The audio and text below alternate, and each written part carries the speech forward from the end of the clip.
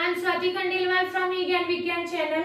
बच्चों, आज हम इस लेसन का जो थर्ड पार्ट पढ़ रहे हैं वो हमें ये देखना है कि रेजिस्टेंस कौन कौन से फैक्टर्स पे डिपेंड करता है। जो हमने ओम्स लॉ में रेजिस्टेंस V = IR, तो एक रेजिस्टेंस एक नई टर्म पढ़ी थी। अब उस रेजिस्टेंस को हमको ये देखना है कि ये किस पर डिपेंड करता है। जैसे कि हमने बच्चों आपको बताया था मैंने कि रेजिस्टर एक रेजिस्टेंस कंडक्टर में होता क्या है कि समझ लीजिए एक बार फिर से इस चीज को। तो ये इलेक्ट्रॉन्स हैं, ओके, ये एटम्स है, ये एटम्स है, बहुत सारे एटम्स होते हैं। ये इलेक्ट्रॉन सबसे टकराते हुए ही तो आगे मूव करेगा, सीधा तो मूव करेगा नहीं, टकराते हुए ही मूव करेगा। इट मीन्स इलेक्ट्रॉन्स को फ्लो होने के लिए एक जगह से दूसरे पॉइंट पे मूव करने के लिए टकरा टकरा के जाना होगा। इस टकराने को ही हम क्या कह रहे हैं? रेजिस्टेंस। क्या कह रहे हैं बच्चों इस टकराने को? हम रेजिस्टेंस। इट मीन्स आपको पता है जितना ज्यादा रेजिस्टेंस होगा किसी भी वायर में, किसी भी सर्किट में, तो उस कंडक्टर का जितना ज्यादा रेजिस्टेंस होगा उसमें करंट उतना ही कम फ्लो होगा, क्योंकि ये जो रेजिस्टेंस है ये करंट को अपोज करता है। अब हमें ये देखना है कि ये जो रेजिस्टेंस है ये किस पर डिपेंड करता है। ठीक है, तो मान लीजिए एक एग्जांपल लेते हैं। हम एक कार से कहीं जा रहे हैं, है ना, तो लाइक कार को हम इलेक्ट्रॉन से कंपेयर करेंगे। ठीक है, तो और जो एटम्स है बीच बीच में ट्रैफिक ही तो है, ये ट्रैफिक को ही तो बता रहे हैं ना। रेजिस्टेंस का मतलब क्या हुआ, मीन्स क्या हुआ इसका?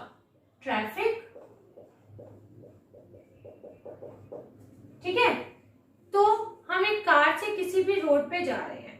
हम एक छोटे रोड पे जा रहे हैं जिसकी लंबाई हमारा रास्ता सिर्फ 2 किलोमीटर का है। आप समझिए 2 किलोमीटर के रास्ते में हमें कम दूसरी कार्स मिलेंगी, दूसरी बाइक्स मिलेंगी, मतलब कम व्हीकल्स मिलेंगे।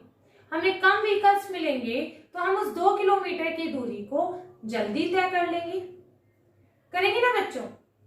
यानी हमारे रोड की लेंथ कम है तो हम कम टाइम में पहुंच जाएंगे।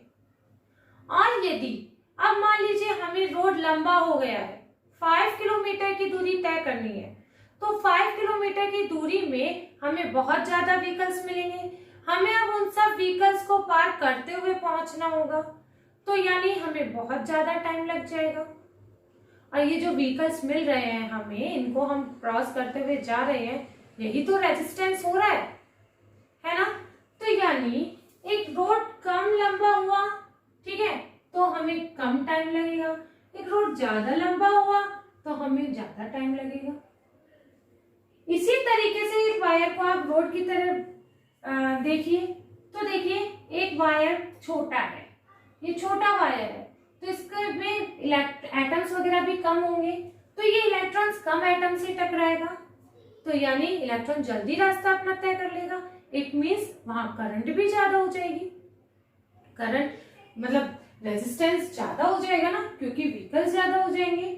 तो यदि हमने किसी वायर की लेंथ, ये देखिए एक छोटा वायर लिया हमने, इसकी लेंथ कम है, इसकी लेंथ कम है, तो इसका रेजिस्टेंस भी तो कम होगा। क्यों कम होगा बच्चों? क्योंकि इसमें कम एटम्स होंगे, इलेक्ट्रॉन्स कम एटम से टकराएगा और ये अपने रास्ते पे जल्दी पहुंच जाएगा, है ना। और जब हमने इस वायर की लेंथ को बढ़ा दिया, ये लेंथ को हमने इंक्रीज कर दिया, तो इसमें इलेक्ट्रॉन्स ज्यादा एटम से टकराता हुआ जाएगा। इट मीन्स इसकी लेंथ भी इंक्रीज हो जाएगी। इसकी लेंथ भी, इसको मैं यहां शो करती हूँ। एक छोटा वायर, L को डिक्रीज है तो R भी डिक्रीज होगी। L को हमने इंक्रीज कर दिया तो R भी, रेजिस्टेंस भी इंक्रीज हो जाएगा। तो इट मीन्स आप ये देख रहे हैं resistance is directly proportional to L। Resistance is directly proportional to L। Length कम है तो रेजिस्टेंस भी कम है, क्योंकि वो कम टकराएगा। लेंथ ज्यादा है तो रेजिस्टेंस भी ज्यादा है, क्योंकि ये ज्यादा टकराएगा। अब एक और एग्जांपल आप लीजिए। मान लीजिए हम एक वाइड रोड पे अपनी कार ड्राइव कर रहे हैं। वाइड रोड मीन्स 8 लेन वाले रोड पे हम ड्राइव कर रहे हैं, तो हमें उसमें हम जल्दी पहुंचेंगे ना, क्योंकि हमें सारा ट्रैफिक डिवाइड हो जाएगा। तो हमारी कार को निकलने के लिए एक प्लेन रास्ता मिल जाएगा जहां कम कार्स को हमें क्रॉस करना होगा। और एक हमने नैरो रोड में से लिया, मान लो 2 लेन का, 4 लेन का, तो हमें ज्यादा ऑब्वियसली ज्यादा ट्रैफिक मिलेगा उसमें, ठीक है। यानी 8 लेन वाले रोड पे से हम यदि जाएंगे तो हमें कम कार्स का सामना करना पड़ेगा।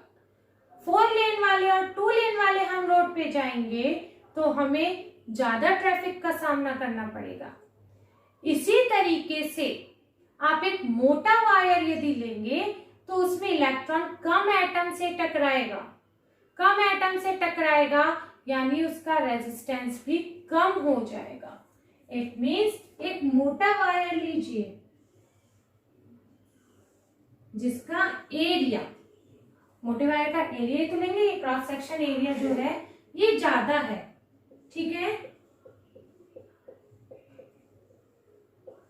तो ये कम एटम से टकरा के अपने उस पर पहुंच जाएगा। इट मीन्स यदि हमने ए को इंक्रीज किया तो ये रेजिस्टेंस डिक्रीज हो गया ना। ए को हमने क्रॉस सेक्शन एरिया को इंक्रीज कर दिया तो रेजिस्टेंस डिक्रीज हो गया, क्योंकि अब कम एटम से टकरा रहे हैं।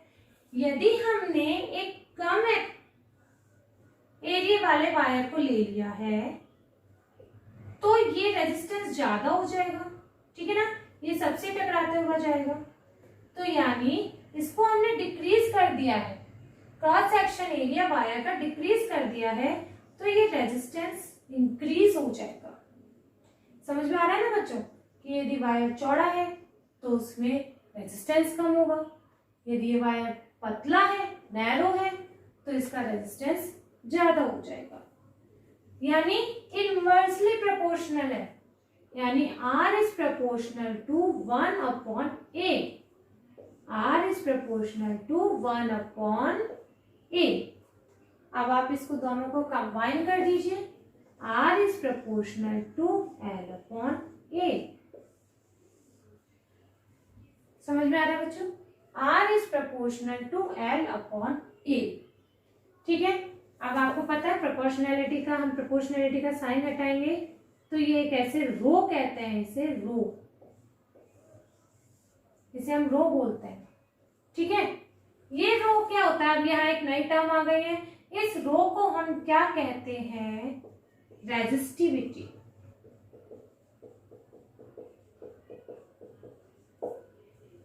क्या कह रहे हैं बच्चों इसको, रेजिस्टिविटी। अब यहाँ आप कहेंगे रेजिस्टिविटी क्या होती है, तो बच्चों रेजिस्टिविटी किसी भी वायर में वो वायर किस मटेरियल का बना है ना, ये उस पे डिपेंड करती है।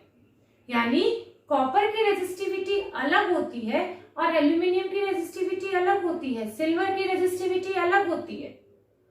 यानी ये जो रेजिस्टिविटी होती है ना, मतलब आप ये देख रहे हैं रेजिस्टेंस रेजिस्टिविटी पे डिपेंड कर रहा है, रेजिस्टेंस रेजिस्टिविटी पे डिपेंड कर रहा है, यानी वायर किस मटेरियल का बनेगा उस पर डिपेंड करता है। यानी ये किसी भी वायर के मटेरियल की प्रॉपर्टी होती है। किसकी प्रॉपर्टी होती है बच्चों, मटेरियल की प्रॉपर्टी होती है।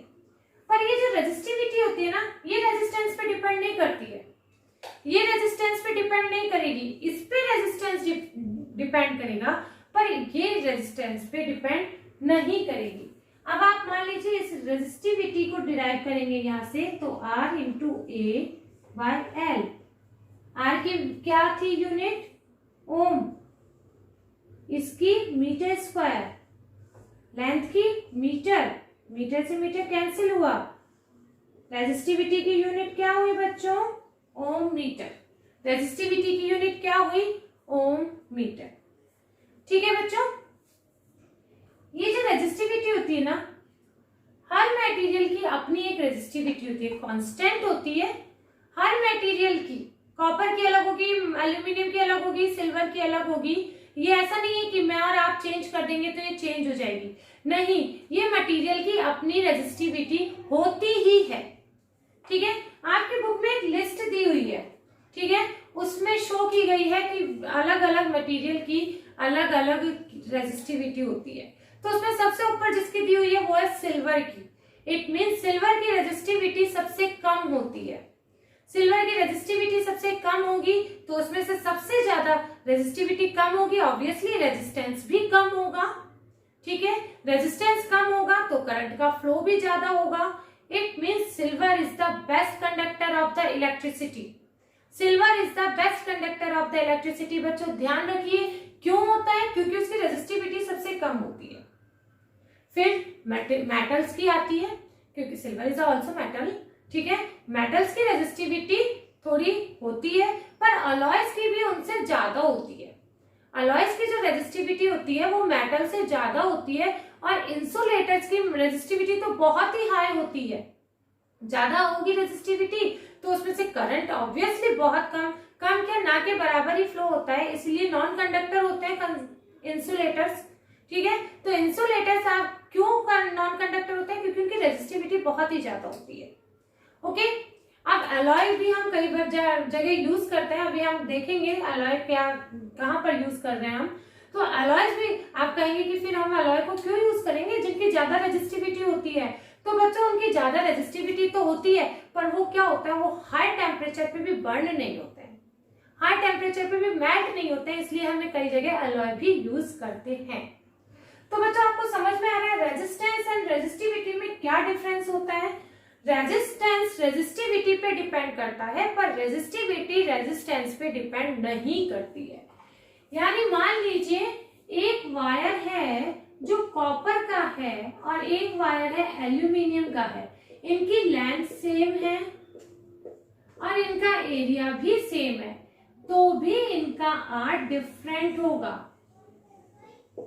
समझ में आ रहा है बच्चों, तो भी इनका आर डिफरेंट होगा लेंथ और के एरिया सेम होने पर भी, बिकॉज इनकी रेजिस्टिविटी डिफरेंट है। समझ में आया बच्चों, इनकी रेजिस्टिविटी डिफरेंट है इसलिए इनका रेजिस्टेंस भी डिफरेंट होगा। तो आपको समझ में आया बच्चों, रेजिस्टेंस किस पे डिपेंड कर रहा है, लेंथ पे, एरिया पे, क्रॉस सेक्शन एरिया पे एंड रेजिस्टिविटी पे। बच्चों जो हमारा नेक्स्ट टॉपिक है वो है रेजिस्टर्स इन सीरीज कनेक्शन। बच्चों क्या करना है अब हमें कि हमें ये देखना है कि जब इन रेजिस्टर्स को या बल्ब को, मतलब कोई सी भी डिवाइस को आप सीरीज में कनेक्ट करते हैं तो क्या इम्पैक्ट होता है, हमें ओम्स लॉ लगाने पर क्या मिलता है, और जब हम पैरेलल कनेक्शन में कनेक्ट करेंगे तो क्या होता है। तो देखिए सबसे पहले यदि हम सीरीज कनेक्शन में करते हैं तो देखिए रेजिस्टर्स को हम ऐसे शो करते हैं, ठीक है। यहाँ एक अमीटर लगा देते हैं, यहाँ ये बैटरी लगा दी और यहाँ, ठीक है, ये एक सीरीज कनेक्शन में हमने रेजिस्टर्स को कनेक्ट कर दिया। ये रेजिस्टर है R1, अलग अलग रेजिस्टर के रेजिस्टेंस के रेजिस्टर लिए हैं हमने, और ये है R3। ओके बच्चों, ये पॉजिटिव है ये नेगेटिव है। अब हमें ये देखना है कि इसमें जैसे मान लीजिए हमने सेल कनेक्ट कर दिया है, सेल कनेक्ट करते ही इसमें से करंट फ्लो होगा, करंट फ्लो होगा तो आप मान लीजिए यहाँ से आई फ्लो हुआ, यहाँ पर भी आई ही जाएगा। बच्चों ये सीरीज कनेक्शन है, सीरीज कनेक्शन है तो ऐसा नहीं होगा कि इसमें आई अलग होगा इसमें आई अलग होगा, इसमें से आएगा इसमें पहले जाएगा फिर इसमें आएगा तो यहाँ से भी आई ही जाएगा, यहाँ से आएगा तो यहाँ से भी आई ही जाएगा, और यहाँ से भी ये आई ही आएगा। तो यानी अमीटर में जब आप करंट की रीडिंग नोट करेंगे तो इस रेजिस्टर में भी करंट की रीडिंग सेम होगी जो यहाँ से फ्लो हुई थी, इस रेजिस्टर में से भी जब करंट की रीडिंग सेम आएगी और इस रेजिस्टर में भी करंट की रीडिंग सेम आएगी। It means current same for all resistors, same for all resistors आई, ठीक है बच्चों। अब हमें इनका देखना है पोटेंशियल डिफरेंस। आपको पता है हर किसी बल्ब का, हर किसी डिवाइस का, हर किसी रेजिस्टर का पोटेंशियल डिफरेंस अलग अलग होता है। अब देखिए अमीटर तो आपको पता है सीरीज में कनेक्ट होता है, तो अमीटर को तो हमने इन सबके सीरीज में कनेक्ट कर दिया। आपको पता है वोल्ट मीटर पैरेलल में कनेक्ट होता है, बताया था ना, volt meter always connect in parallel connection. तो कैसे होगा, देखिए ये इसका, ये इसका, ठीक है। तो यहाँ एक वोल्ट मीटर कनेक्ट कर दिया हमने, फिर इसके पैरेलल में वोल्ट मीटर और इसके पैरेलल में वोल्ट मीटर, ठीक है। बच्चों ऐसा नहीं होगा कि आप ये कहते हैं कि यहाँ से और यहाँ से एक सीधा एक ही वोल्ट मीटर कनेक्ट कर दीजिए ना। यदि आप यहाँ से और यहाँ से करेंगे तो ये वाला कनेक्ट कहाँ जाएगा, और इसके दोनों सिरों से होना चाहिए, इसके दोनों सिरों से होना चाहिए। तो इस तरीके से इनके पैरेलल में नहीं कर सकते हैं। हर रेजिस्टर के पैरेलल में आप अलग वोल्ट मीटर कनेक्ट करेंगे, ठीक है। अब क्या होगा, जब ये वोल्ट मीटर हम कनेक्ट करेंगे तो हम जब वोल्ट मीटर की रीडिंग देखेंगे तो ये जो रेजिस्टर है ये अपने रेजिस्टेंस के अकॉर्डिंग अलग वोल्टेज यूज करेगा, ये रेजिस्टर अपने रेजिस्टेंस के अकॉर्डिंग अलग वोल्टेज यूज करेगा और ये अपनी अलग वोल्टेज यूज करेगा। जबकि इस बैटरी का वोल्टेज तो V है ही, इस बैटरी का वोल्टेज V ही है, पर ये रेजिस्टर में जो यूज करेगा वो V1 होगा, ये जो रेजिस्टर यूज करेगा वो V2 होगा और ये जो रेजिस्टर यूज करेगा वो V3 होगा। सबका इनका वोल्टेज अलग अलग यूज करेंगे। ये बैटरी का पर यहाँ का V है, पर ये V1 क्योंकि R1 है, R2 को V2 यूज करेगा और R3 V3 के।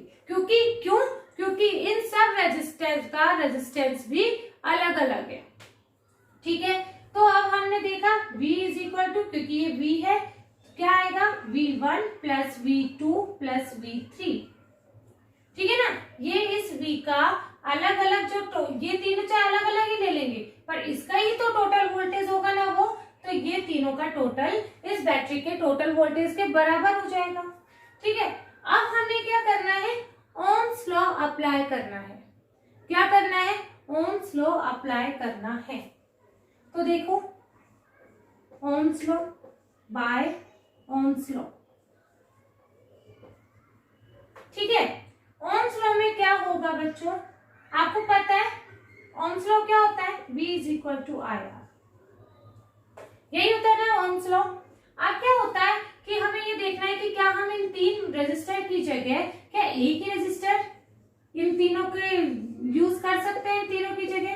तो देखिए कैसे यूज कर सकते हैं, इसको हम कह देंगे क्योंकि ये सीरीज कनेक्शन में तो ये RS, ठीक है। इससे वोल्ट मीटर लगा दियो, ठीक है, यहां से I जाएगा, तो इसमें V की वैल्यू क्या हो जाएगी, IRS, ठीक है। तो हमें ओम्स लॉ यही तो लगाना है, V is equal to IR। तो यहाँ V है, इसका टोटल क्या होगा, V is equal to IRS, IRS is equal to V1 की वैल्यू कितनी है, यहाँ पर V1 की वैल्यू कितनी है, I सब में सेम है, R1 है। यहाँ पर V2 की वैल्यू कितनी है, I सब में सेम है, R2 है। यहाँ पर V3 की वैल्यू कितनी है, I is equal to same है और यहाँ रेजिस्टर अलग है, रेजिस्टेंस। तो IRS is equal to V1 की जगह IR1, V2 की जगह IR2, V3 की जगह IR3। तो देखिए यहाँ IRS हो गया, यहाँ पर से सबको कॉमन ले लीजिए, R1 plus R2 plus R3, ठीक है। I से I कैंसिल हो गया, RS is equal to R1 plus R2 plus R3। It means जब हम सीरीज कनेक्शन में अलग अलग रेजिस्टर्स को यूज करते हैं तो उन तीन रेजिस्टर्स की जगह उन तीनों की टोटल वैल्यू का एक रेजिस्टर भी हम यूज कर सकते हैं। भाई हम तीन रेजिस्टर क्यों यूज करेंगे, एक ही रेजिस्टर यूज कर लेंगे उनकी वैल्यू का। मान लीजिए इसकी वैल्यू है 10 ओम, इसकी वैल्यू है 10 ओम, इसकी वैल्यू है 10 ओम, तीन रेजिस्टर। तो क्या होगा, जो टोटल आएगा वो R1 R2 प्लस R3 यानी 10 plus 10 plus 10 is equal to 30 ohm का एक रेजिस्टर ही हम यूज कर लेंगे।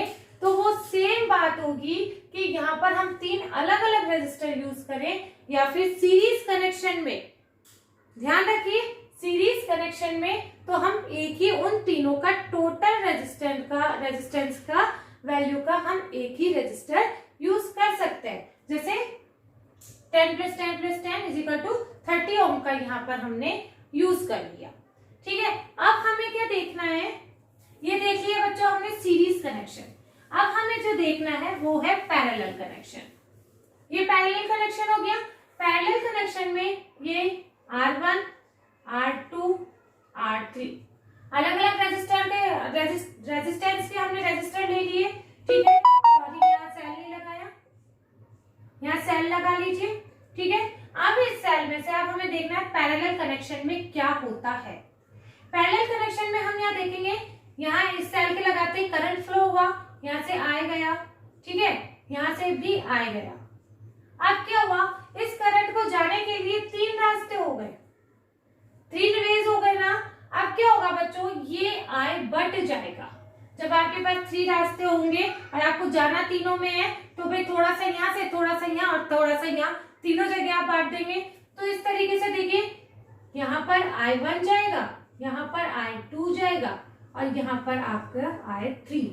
यानी सीरीज कनेक्शन में तो क्या हो रहा था, करंट सब में सेम जा रहा था, पर पैरेलल कनेक्शन में क्या हो रहा है, करंट सब में डिफरेंट जा रहा है। यहाँ तो I थी पर यहाँ पर I1 चली गई, यहाँ I2, यहाँ I3 अपने अपने रेजिस्टेंस के अकॉर्डिंग चली जाएगी। ठीक है, यहाँ पर भी I1 आएगी, यहाँ पर I2 आएगी और यहाँ पर I3 आएगी और ये वापस से तीनों कंबाइन होकर यहाँ पर I आ जाएगा।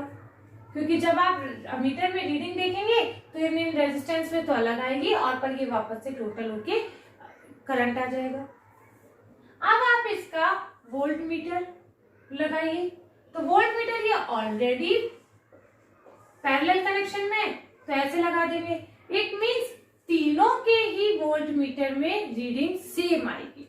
यानी इसका वोल्टेज V है तो यहाँ पर भी वोल्टेज V ही आएगा। सीरीज कनेक्शन में अलग अलग आया था। तो इट मींस आपने क्या देखा, करंट इज डिफरेंट। करंट आपने क्या देखा, डिफरेंट देखा।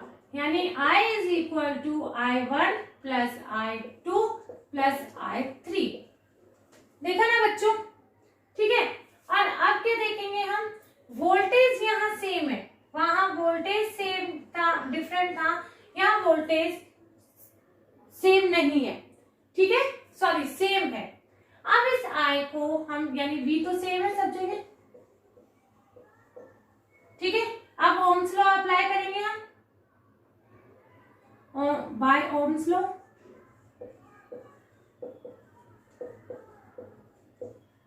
ठीक है, आपको पता है V is equal to I R, तो I इज इक्वल टू क्या हो जाएगा, V अपॉन R, है ना, ये हो जाएगा। यानी I is equal to V upon R is equal to I1 की जगह क्या हो जाएगा। देखिए यहाँ पर यदि I1 है, यहाँ पर क्या होगा, V1 is equal to IR1, V2 is equal to IR2, V3 is equal to IR3। जैसे हमने सीरीज कनेक्शन में लिखा था वैसे लिख लो, पर अब हमें I की वैल्यू चाहिए तो I is equal to V upon R1, V1 upon I2 की जगह हम क्या लिखेंगे, यहाँ ये V सेम होगा और ये I1, I2, I3, ठीक है। V की वैल्यू तो सेम होगी, तो ये V तो सेम रहेगा, V is equal to V upon R1 plus V upon R2 plus V upon R3। अब मान लीजिए, अब हमें क्या देखना है कि हम पैरेलल कनेक्शन में यदि हम 3 रेजिस्टेंस की जगह एक ही रेजिस्टर यूज करना चाहें तो वो कितने रेजिस्टेंस का यूज करना होगा। तो ठीक है, यदि हमने ये लगाया, एक बैटरी लगा दी, ये लगाया, क्योंकि पैरेलल कनेक्शन में लगाएंगे हम, पैरेलल कनेक्शन की बात कर रहे हैं, ठीक है। तो इस तरीके से लिया, तो हम ये V अपॉन RP कर लीजिए। अब हमें यही देखना है कि इन 3 की जगह हमें पैरेलल कनेक्शन में, यदि हमने पैरेलल कनेक्शन में 3 रेजिस्टेंस लगाए हैं तो हमें कितने पावर का रेजिस्टर लगाना होगा, ठीक है। तो अब हमने यहाँ देखिए V upon RP is equal to, V को कॉमन ले लो, 1 upon R1 plus 1 upon R2 plus 1 upon R3, ठीक है। V से V कैंसिल हुआ तो 1 upon RP is equal 1 upon R1 plus 1/R2 plus 1/R3। ठीक है, तो ये आप देखिए, जहां सीरीज कनेक्शन में डायरेक्ट किसी का टोटल था, वहां पैरेलल कनेक्शन में उनका रेसिप्रोकल आएगा। मान लीजिए ये 10, ये भी 10 ओम का, ये भी 10 ओम का। ठीक है, तो क्या करना होगा हमें, 1/10 प्लस 1/10 प्लस 1/10 क्या आएगा, एलसीएम ले लीजिए। 1 plus 1 plus 1 is equal to 3/10 is equal to 1/RP की वैल्यू आएगी। RP की वैल्यू क्या आएगी, 10/3। इट मीन्स ये वैल्यू आएगी। यानी पैरेलल कनेक्शन में देखिए कितने कम रेजिस्टेंस का हमें रेजिस्टर यूज करना है। सीरीज कनेक्शन में हमने क्या किया था, 30 का 10 प्लस 10 प्लस 10, यानी उन तीनों का टोटल करने के लिए R 30 ओम का यूज किया था। जबकि RP अब पैरेलल कनेक्शन में यदि हमें करना है तो हमें देखिए 3.3 ओम का ही रेजिस्टर यूज करना है। हमें कितना कम, यानी कहीं भी रेजिस्टेंस को हमें मैक्सिमाइज करना है तो हम उन्हें सीरीज में जोड़ेंगे, और यदि मिनिमाइज करना है तो हम उसे पैरेलल कनेक्शन में कनेक्ट करेंगे। बच्चों ध्यान रखिए, सीरीज कनेक्शन में डायरेक्ट ऐड करना है, पैरेलल कनेक्शन में उनका रेसिप्रोकल आएगा। बच्चों one more thing about serial connection, series connection and the parallel connection. बच्चों देखो क्या होता है, हम जो अपने घरों में यूज करते हैं कनेक्शन, वो हमेशा डोमेस्टिक जो कनेक्शन होते हैं वो हमेशा पैरेलल कनेक्शन होते हैं।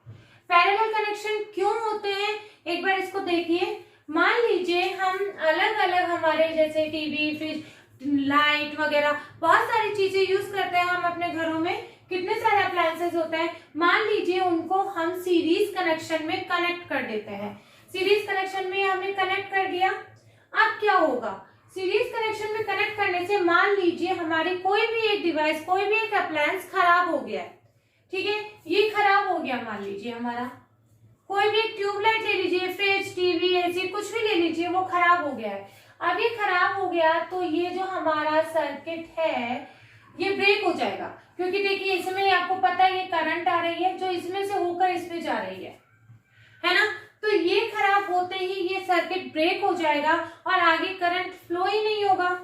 इट मीन्स यदि सीरीज कनेक्शन हम अपने घरों में यूज करेंगे तो कोई भी एक इलेक्ट्रिक अप्लायंस के खराब होने पर हमारा पूरा कनेक्शन फेल हो जाएगा, हमारे घर के किसी भी अप्लायंस में करंट पास नहीं होगी।